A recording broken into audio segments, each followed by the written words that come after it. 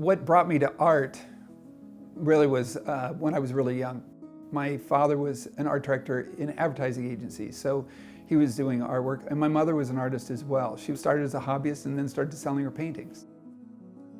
You know, in the kitchen, growing up, we had a little bay window and she had her easel in the window and she would paint there all the time. So, you know, Saturday mornings you'd wake up and you'd get the smell of pancakes and bacon and paint thinner.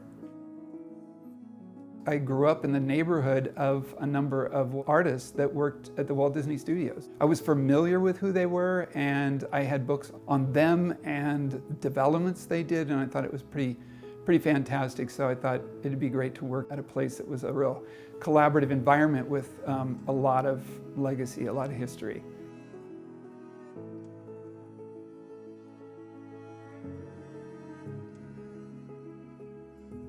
Every movie has its own personality and every movie has its own challenges. I remember on Aladdin we were trying to puzzle out some compositing, trying to figure out, you know, how to make fire look like the same fire from one shot to the next when it wasn't drawn the same way. And we didn't have the tracking systems and we didn't have anything going on there. So just finishing the thing on time was a big challenge.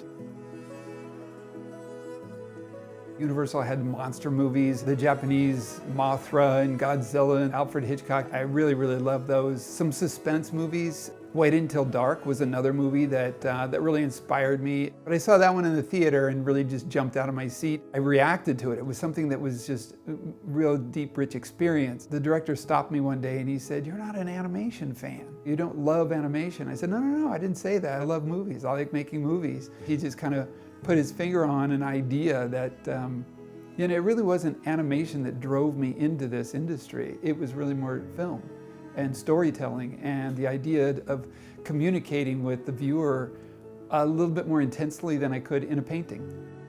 What you want to do to stand out is be able to tell a story, be able to convey a mood, a feeling. And I often say, you know, in filmmaking and animation, because your images go by so fast, people don't have time to sit and contemplate the imagery and stuff. They feel it. So what you want to do to stand out is do images that make your viewer feel something.